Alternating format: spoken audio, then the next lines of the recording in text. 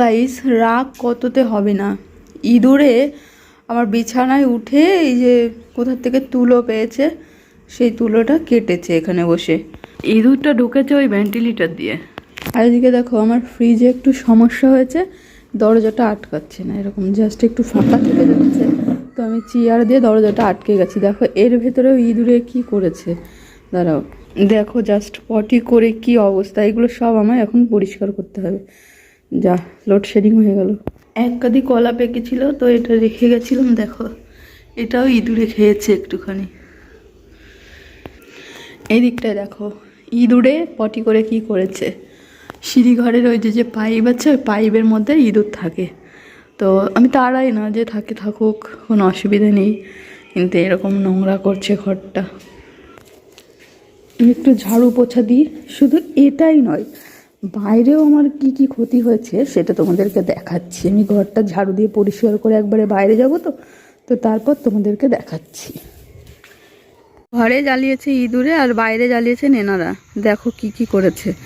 এইখানে উঠানেই ছিল, যেই আমি বাইরে এসেছি চলে গেছে মাঠে। ফার্স্টে দেখায় আমার রান্নার জায়গাটা, দেখো কি করেছে। এটা আমাকে আবার ঠিক করতে হবে। কতটা গর্ত করে মাটি ছড়িয়ে দিয়েছে। এর আগে একবার ছড়িয়েছে, আমি এসে ঠিক করেছি, এবারও তাই করেছে। আর এদিকে দেখো আমার বালিগুলো আমি গুছিয়ে ঢেকে রেখে গেছি। সেই বালিগুলো কি করেছে এখানে। এটা আমি কি করব বলো তো এবার। আমার বালিটা তো পুরো নষ্টই করে দিয়েছে। লেবু গাছটা পুরো শুকিয়ে গেছে, সবে ফুল এসছে। বাড়িতে ছিলাম না, জল দেওয়া হয়নি, তাই রাত্রে এসে একটু জল দিয়ে দিয়েছি। আর লাল পিঁপড়েগুলো খুব জ্বালাচ্ছে, দেখো ভালো লেবুগুলো একদম কি করে দিয়েছে। গাছে দেখছি একটা বড় লেবুও হয়েছে, এটা ছিঁড়তে হবে।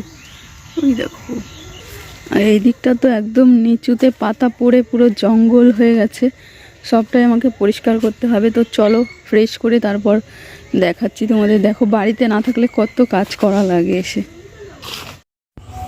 বাইরেটা পরিষ্কার হয়ে গেছে, ভেতরটাও পরিষ্কার হয়ে গেছে। দেখো বাগানটা কেমন ছিল আর কেমন করে দিয়েছি। আর এরপরে আবার কাজ আছে। পাশের জমিতে আমার বাড়ির যে নোংরা পাতা ছিল সেগুলো ফেলেছি। এরপরে আবার এইগুলো পোড়াতে হবে। মানে কতটা ঝামেলা বলো তো এইসব। আবার কলা হয়েছিল যে গাছটা ওখানে পড়ে রয়েছে, ওটাকে আবার সরিয়ে ওই পাশের জমিতে ফেলতে হবে। কত কাজ, আরও কত কাজ আছে। এবার ছাদে গিয়ে দেখি ছাদের কি অবস্থা। চলে যাচ্ছি ছাদে ঝাড়ু নিয়ে। দীপা গেছে ছাদে সবে, দেখি ছাদটার কি অবস্থা। হ্যাঁ এই দেখো ইঁদুরে কি করেছে। দেখো এইখানে দেখো, আর এই পাশটায় তো আছেই। গাছের পেয়ারাও খাবে, আবার এখানে পটি করে নোংরাও করবে। দেখ আছে কিনা, আমি কি এসছি নাকি। একদম ফ্রেশ করে দিয়েছি সব জায়গায়। দীপা রোদ পোহাচ্ছে, দীপার মাও এসছে একটু ঘুরতে।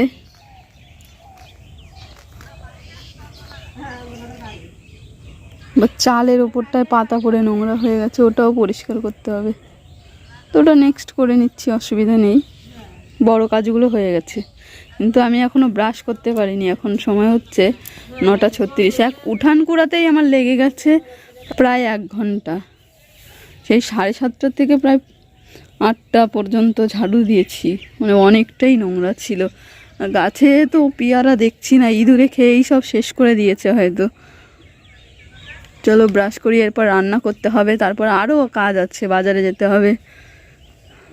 গাছে কটা বেগুন হয়েছিল, আর পাশের বাড়ি বলতে আমার একটা দিদি আছে এখানে, দিদির বাড়ি থেকে 5টা বেগুন নিয়ে এসেছি। তো এইগুলো দিয়ে আজকে রান্না করব। আর এই যে আমাদের গাছে বেগুন পেকে গেছে, তো এইটা দিয়ে বীজ দেবো আবার নতুন গাছ করার জন্য। দেখো গাইস, আমার রান্না কমপ্লিট হয়ে গেছে, আমি খেতে বসে গেছি। আমার প্রচণ্ড খিদে পেয়ে গেছে। আর এখন সময় হচ্ছে 11:10। Hey guys, welcome back to my channel. তো কেমন আছো তোমরা? আশা করি ভালো আছো। সকাল থেকে তোমাদেরকে দেখাচ্ছি যে কুকুর আর ইঁদুরে যেভাবে অত্যাচার করেছে, তো সেটা কাটিয়ে আমি এখন রেডি হয়েছি, একটু বাজারে যাব। তো কেন বাজারে যাচ্ছি সেটাও তোমরা দেখতে পাবে, ব্লগটা তোমরা কন্টিনিউ দেখতে থাকো। তো চলো, এরপর দেরি হয়ে গেলে 12টা বেজে গেলে আর পাবো না। তো চলো বেরিয়ে পড়ি।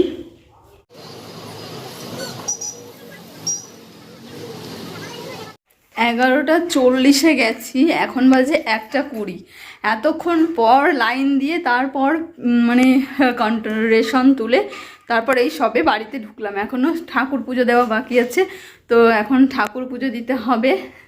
তো যাই হোক, চলো গাইস, রেডি হয়েছি। তো এখন একটু বাজারের দিকে যাব। বাজারে আমাদের বাজারে পৌষকালী পুজো হচ্ছে, তো ওখানে একটু যাবো। আর একটা দিদি দাঁড়িয়ে রয়েছে আমার জন্য। তো চলো পুজোটা তোমাদের দেখিয়ে দিই। এটা হচ্ছে নলডুগারি উদয়ন সংঘর পক্ষ থেকে প্রথমবার পৌষকালী পুজো শুরু করেছে। তো দেখছি মেলা, অনেক লোক এসছে, মেলাও বসেছে। আর ছোট্ট একটা বাচ্চা মঞ্চে ডান্স করছে, দেখো কি দারুণ, পুরো মহাদেব সেজে নাচ করছে এতটুকু একটা বাচ্চা। সত্যি অসাধারণ লাগছিল দেখতে। আমি জাস্ট পরে নাচটার পরে গেছিলাম ওর একটা ফটো তোলার জন্য, কিন্তু গিয়ে দেখছি ও কস্টিউমটা চেঞ্জ করে নিয়েছে।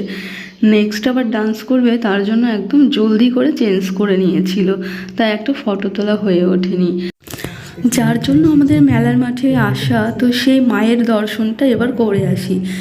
দেখো অনেকে উপোস করেছে, বসেও গেছে, গোছগাছ করছে। আর এই দেখো আমাদের সুন্দর মায়ের একটা মূর্তি নিয়ে এসেছে, কি সুন্দর লাগছে দেখতে। প্যান্ডেলটাও বেশ সুন্দর করে সাজিয়েছে, আর এনারা গোছগাছ করছে পুজোয় বসার জন্য। এবার আমরা চলে এসেছি বাইরে, এসে দেখছি প্রসাদ বিতরণ করছে। মানে পাবলিকের জন্য যেহেতু করেছে, তো পুজো হতে তো দেরি হবে, তার জন্য আগে থেকেই প্রসাদ দিয়ে দিচ্ছে। চলো আমরা একটু খিচুড়ি প্রসাদ নিয়ে নিই। 2টো টেবিলে খিচুড়ি দিচ্ছিল, সঙ্গে বাঁধাকপির একটা সবজিও ছিল। তো আমি লাইনে দাঁড়িয়ে পড়েছি, দীপা অলরেডি আমার আগে নিয়ে নিয়েছে।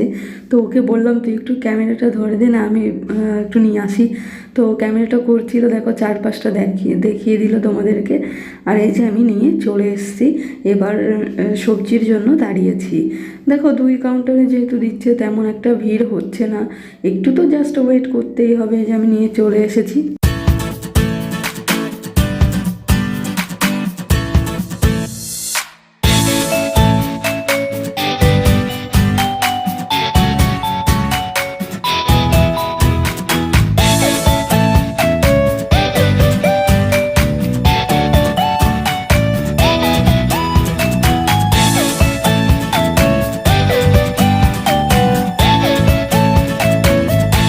খাওয়া দাওয়া কমপ্লিট করে এবার ওই যে দিদি ছিল আমার সঙ্গে, উনি বলছিলেন পান খাবে।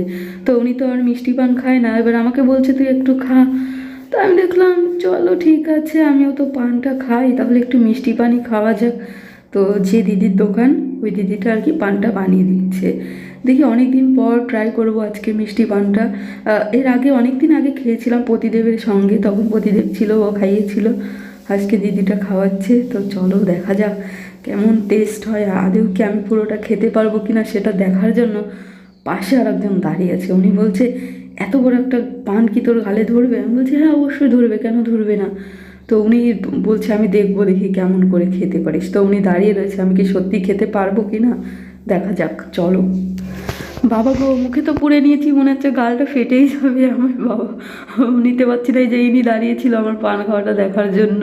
যাই হোক আমি পানটা ভরে নিয়েছি। আর এই যে দিদির দোকান। গাইস এই যে সবে এসছি ঘরে। গাইস আজকের মতো ভিডিওটা এখানেই শেষ করছি। ভিডিওটা তোমাদের কেমন লাগলো অবশ্যই কমেন্ট করে জানিও। আর ভিডিওটা ভালো লাগলে অবশ্যই লাইক, শেয়ার আর সাবস্ক্রাইব করতে কিন্তু ভুলো না। তো আজকের মতো গুড নাইট, টাটা, দেখা হচ্ছে আবার নেক্সট ভিডিওতে। তো বাই।